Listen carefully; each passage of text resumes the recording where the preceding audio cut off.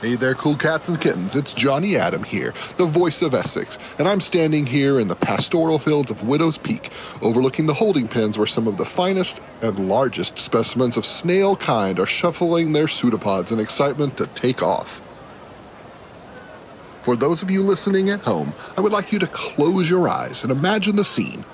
Gleaming gastropods in every direction, each with their own team of drivers, feeders, medical support staff, and guards, ready to brave the wastes in pursuit of the prestigious San Saba Cup, and potentially the Pentacle Crown.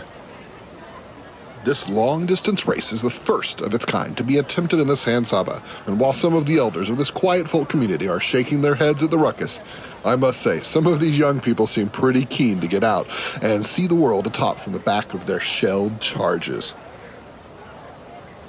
In a few minutes, the starting pistol will fire, and the first leg will begin. Each leg of this race awards its own trophy. Our team of titanic terrestrial mollusks will ooze their way across the San Saba territories, from Widow's Peak to Waking to Prudence Penitentiary to the Clutch, then Essex, and finally crossing the finish line in the town of Bravado. The racing team who comes in first in the most legs of the race will be awarded the shiny San Saba Cup. Should a single snail manage to sweep all 5 legs, I know this deeply ironic because they don't really have legs of their own, then we might even see someone walk away with the Pentacle Crown.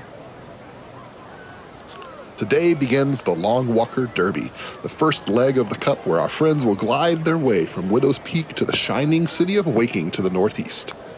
Did you know that a properly fueled snail can move up to 10 miles a day? I certainly didn't. Did you know that many of these racing snails are carnivorous? I did, but I found that out the hard way. So let's just say a racing snail is a hungry snail. So anyways, some of these contenders look like they might just set some new records. So now, let's introduce the teams competing in this leg of the race. First up, we have Snail-o Hope, founded by the Fallow Hope of Bravado. This handsome fellow is painted up with the Fallow Hope symbol on an army drab shell, and I've got to say, that paint job is handsome.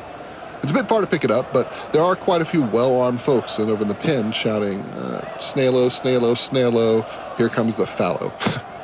You can't expect Fallow Hope to have the rhyming potential of a king's courtier, but I did hear they gave their snail a proper Fallow Hope baptism to ensure that, should they encounter any hellfire in the course of this race, he'll be properly protected. Next on the starting line, with a fetching bright red shell painted with a white ram silhouette, is Jubmo Slussy. Fun fact, snails don't actually have horns. Those things up on top of their heads are tentacles that provide sensory information. I'm sure Jubmo can hear the chanting of the team. Ram guard, ram guard, ram guard, ram guard.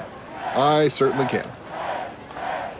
Moving down the line, we have Double T, sponsored by the Shields of the Lone Star and wearing a star emblazoned on the blue shell. This energetic specimen seems to be doing some last-minute feeding on some infectious material. I can't believe they eat that stuff, but apparently herds of giant snails have been known to take down Zed and even raiders when hungry. Their fans are chanting, ooh, woo, thunder! But if I have to watch this thing eat in front of me, I might have to change that to, ooh, thunder. That's a lot of teeth and slurping.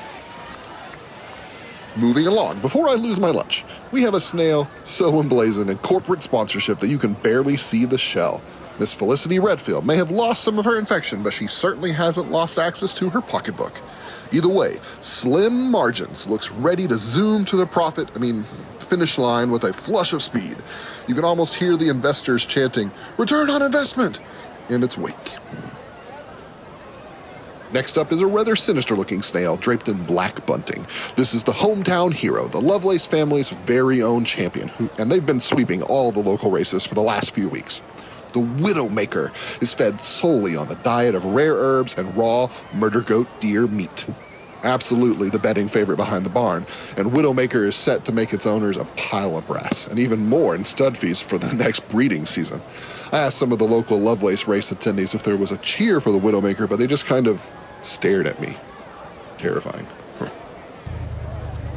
Finally, we have, oh my godmother, is that an engine strapped on that snail? That is. Ladies and gentlemen, we have a full master-crafted V8 engine and a massive rifle mounted on the back of this mollusk. And there's only one crew this snail could be sponsored by, the Road Royals. Yes, this is Turbo Snail. I understand this snail has been baptized with the music of the road, and if a giant 6 painted on its side is any indication, it can probably break most land speed records, as well as any doors in its way. As the road royals say, turbo snail is the best. Turbo snail can beat the rest. What did I say about King's Court and rhyming? Well, now that you know the snail competition, we're going to get right down to it. The race is about to begin. It looks like the town council of Widow's Peak will be doing the honors here. Immacula herself stepping up to the starting line as the snails slime their way into position. Gotta say, I'm glad it's her holding that pistol and not Clothia Lovelace to the right. I start sweating anytime to see one of those veiled folks holding a weapon. And they're off! Our front runners in the race are about 3 feet from the starting line now, and based on the side eye of some of these jockeys they're giving each other, it's going to be a real tense race.